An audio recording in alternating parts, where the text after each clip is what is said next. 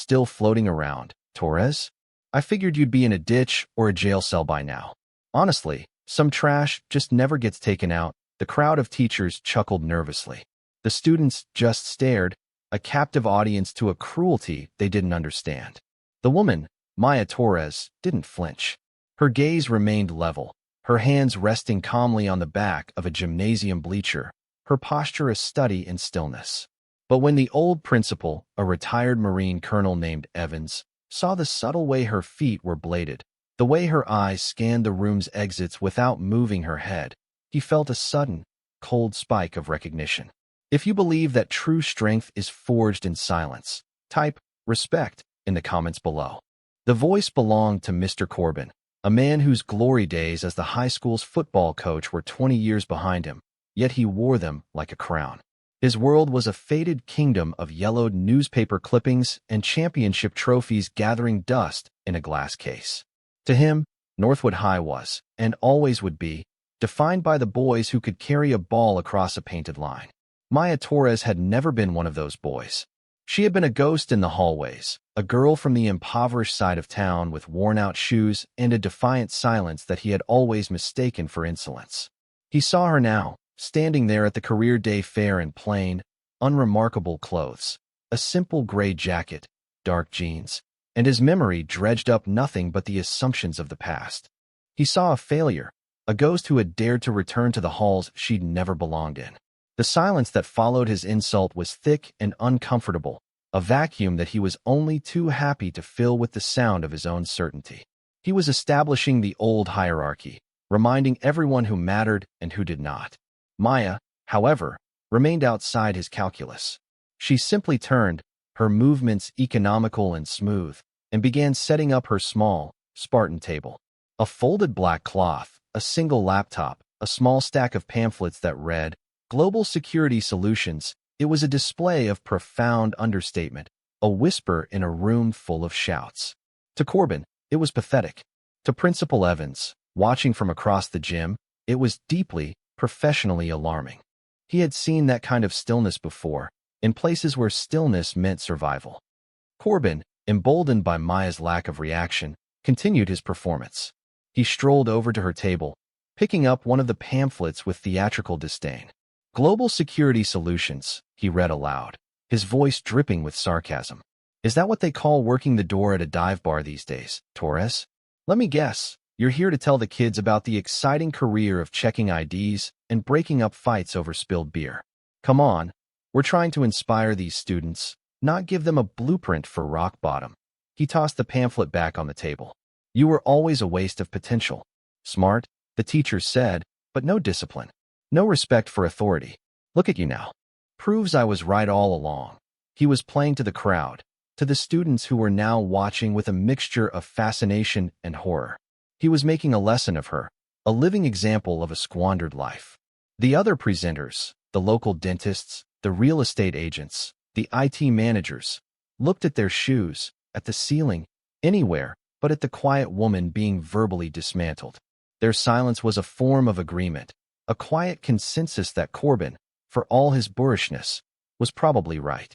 Maya's response was a continuation of her silence.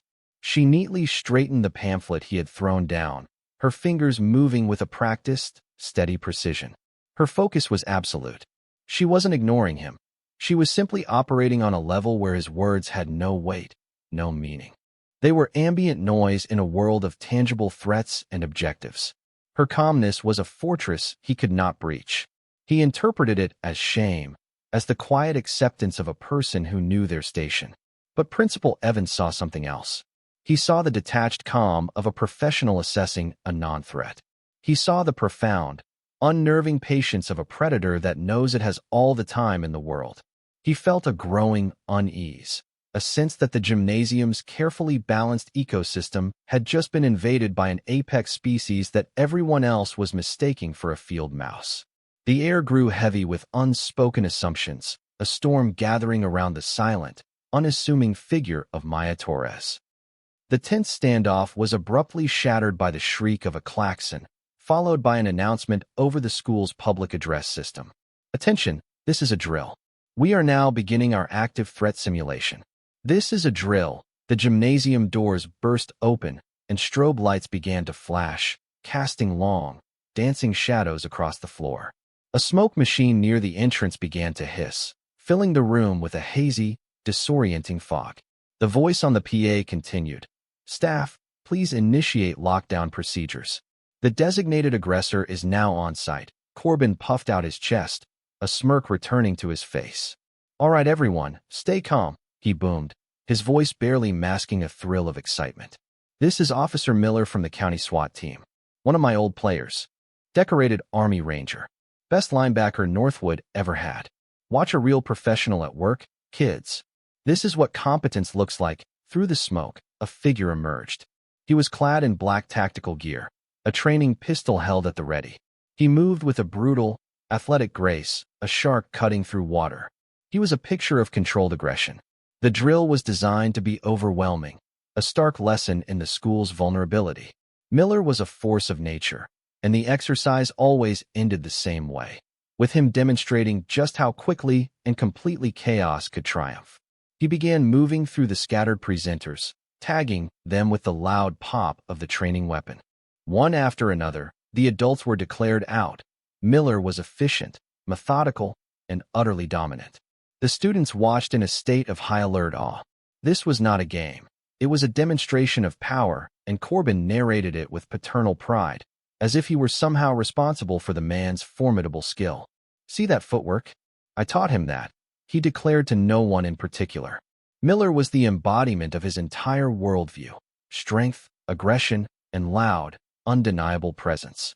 The professional had arrived, and everyone, in Corbin's mind, was about to learn their place, especially the quiet woman in the corner. Officer Miller swept his gaze across the gymnasium, his eyes indexing targets, his body poised to move. He saw a cluster of teachers and students huddled near the bleachers, a knot of easy targets. Among them stood Corbin, hands on his hips, watching the drill with the pride of a master who sees his work validated. Miller began to advance on their position, his steps sure and rhythmic, the sound of his boots on the polished wood a drumbeat of impending failure for the defenders. He was a dozen yards away, then 10. But as he moved, his path was subtly, almost imperceptibly, altered. A rolling water cooler, seemingly left adrift in the initial chaos, now sat directly in his path, forcing him to deviate 2 steps to his left. It was a minuscule change, a detail no one but a professional would even register. But it was enough. As he corrected his line of approach, he passed the end of the bleachers where Maya Torres stood. She had not hidden. She had not cowered. She had simply waited, a point of absolute stillness in the swirling, manufactured chaos. Then she moved. It wasn't a rush of speed. It was an explosion of efficiency. The narrator's voice would describe it not as a fight, but as a physics problem being solved. One moment, Miller was the aggressor, the unstoppable force. The next, he was falling. Maya closed the distance in a single, fluid step, her body moving inside his arc of fire.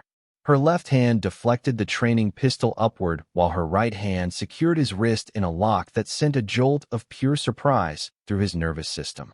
His momentum became her weapon. She didn't block him. She redirected him, using his own forward energy to pivot him off balance. His feet left the floor. He landed on his back with a loud thud that echoed through the stunned silence. Before he could even process the transition from vertical to horizontal, the training pistol was expertly stripped from his grasp. A plastic zip tie, produced from her jacket pocket as if by magic, was cinched around his wrists. The entire sequence, from first movement to final neutralization, had taken less than 3 seconds. The smoke began to clear. The strobe lights continued their silent, frantic dance. The only sound was the collective intake of breath from every person in the gymnasium. Miller, the decorated ranger, the SWAT officer, the unstoppable force, lay on the floor, looking up at the quiet woman with an expression of pure, unadulterated, professional awe. "Who?" he breathed, his voice barely a whisper. "The hell are you?" A sharp command cut through the paralyzed atmosphere. "End drill. End drill now." Principal Evans' voice, amplified by the PA system he now held, was a razor. The strobe lights died. The smoke machine hissed into silence, and the house lights flickered back on, flooding the gymnasium in a harsh, unforgiving glare. Every eye was fixed on the scene at the center of the floor. Maya Torres, standing calmly over the subdued officer, the training pistol held in her hand with a practiced familiarity, its barrel pointed safely at the floor. Evans walked onto the court, his stride purposeful, his face a mask of grim comprehension. He carried a tablet in his hand. He walked past Corbin, past the stunned teachers and wide-eyed students, and stopped directly in front of Maya. He didn't look at her with surprise, but with a kind of weary confirmation, as if he were finally seeing something he had long suspected. "I thought I recognized the stance," he said, his voice low but resonant in the cavernous room. "Center axis relock. You don't learn that at a local gun range." He looked down at the immobilized Officer Miller, who was now being helped to his feet by another teacher. Miller just shook his head, still staring at Maya. "Sir," Miller said to the principal, his voice full of respect, "she didn't fight me. She just disassembled me." Evans nodded slowly. "I saw." He looked back at Maya, then down at his tablet, his thumbs swiping across the screen. "Guest registry for career day says Maya Torres. Occupation, consultant." He paused, letting the word hang in the air. "I feel that's a bit of an understatement, wouldn't you say?" He tapped the screen again, his own security credentials as a retired Marine colonel unlocking a deeper, more restricted database. A new file loaded. The silence in the gym was now absolute, a heavy blanket of anticipation. Evans began to read from the screen, his voice clear and formal, each word landing like a hammer blow. Name: Torres Maya. Service branch: United States Navy. Unit classification: Naval Special Warfare Development Group. Rank: Master Chief Petty Officer, retired. He paused, letting the weight of the title settle. Then he continued. Awards: Silver Star. Bronze Star with V device for valor. 2 Purple Hearts. Presidential Unit Citation. Mission classifications: Redacted. Redacted. Redacted. Principal Evans looked up from the tablet, but his gaze did not fall on Maya. It swept past her and locked onto the pale, slack-jawed face of Mr. Corbin. The principal's folksy demeanor was gone, replaced by the cold, hard authority of a commanding officer. His voice was no longer the gentle guide of an educator. It was the sharp, disciplined instrument of a leader who was about to pass judgment. "Mr. Corbin," he began, and the name itself sounded like an indictment. "For 20 years, you have stood in this gymnasium, and you have judged the worth of young men and women based on the numbers on a scoreboard. You have measured character in touchdowns and tackles. You have built a legacy out of pigskin and chalk lines. And you have demanded that every student worship at its altar." He took a step towards the coach, his eyes like chips of granite. 20 years ago, you looked at a 16-year-old girl from the wrong side of the tracks, a girl who was fighting battles you couldn't even imagine, and you wrote her off. You dismissed her. You called her trash. Today, in front of this entire student body, you did it again. Your assumptions are loud, Mr. Corbin. They are arrogant. And they are profoundly, dangerously wrong. He turned and gestured with the tablet toward Maya, who stood as still and silent as a statue. This trash spent 15 years operating in the darkest corners of the world, in places that only exist in classified briefings and the nightmares of our enemies. She was part of a team so elite, most of the military doesn't even know it exists. She fought for the very right of these children to sit safely in a school gymnasium and listen to men like you fill their heads with nonsense about what true strength is. Evan's voice rose, filled with a righteous fire. The legacy you worship is painted on a trophy case. Her legacy is etched into the honor of a nation, written in blood and sacrifice, and classified in files you will never, ever be cleared to read. He then turned his back completely on Corbin, facing Maya. He straightened his shoulders, his posture shifting into something rigid and formal. He drew himself to his full height and executed a perfect, crisp, military salute. "Master Chief Torres," he said, his voice now thick with a reverence that resonated through the very bones of everyone present. "Welcome home. It is an honor to have you." The story of what happened in the gymnasium didn't just spread through Northwood High. It detonated. It moved with the speed of social media, a wildfire of whispers, texts, and shaky smartphone videos that leaped from student to student, then to parents, and then into the town itself. The footage, grainy and chaotic, became an object of intense study. They watched it in the cafeteria, in the library, in their bedrooms at night. They slowed it down, frame by frame, dissecting the 3 seconds that had fundamentally altered the school's mythology. They saw it all: the calm posture, the subtle use of the environment, the impossibly fluid motion that seemed to defy physics. It wasn't the violence of the takedown that captivated them. It was the profound absence of it. It was an act of absolute control, of competence so total it felt like a force of nature. In less than 24 hours, the name Maya Torres was transformed. The ghost from the wrong side of the tracks, the delinquent, the failure, that version of her was incinerated, erased from the collective memory. In its place rose a new legend: Maya the ghost, the quiet professional, the woman who had walked out of Northwood's shadows and into the highest echelons of national defense. The term Navy SEAL was no longer just something they saw in movies. It now had a face, and it was the face of the quiet, unassuming woman their coach had called trash.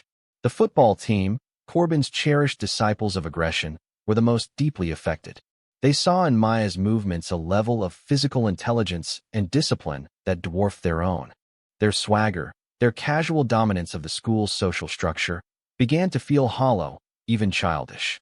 The definition of tough was recalibrated for an entire generation of Northwood students. It was no longer about being the loudest voice or the biggest man on the field. It was about being the calmest person in the room, the one who moved with purpose while others panicked, the one whose competence spoke for itself, requiring no introduction and no validation. The following morning, Mr. Corbin walked through the school hallways like a ghost himself. The bluster and arrogance that had been his armor for decades had been stripped away, leaving behind a man hollowed out by the scale of his own ignorance. He was the subject of whispers, of sideways glances, of a new, cutting kind of silence from the students and staff who had once tolerated his behavior. He found Maya in the now empty gymnasium, packing her small display. The room was quiet, the air still thick with the memory of the previous day's revelation. She was folding the black cloth with the same methodical precision she did everything else. Corbin approached her slowly, his footsteps echoing in the vast space. He stopped a few feet away, his hands shoved deep into his pockets, his shoulders slumped in defeat. He opened his mouth, but the usual cascade of easy words failed him.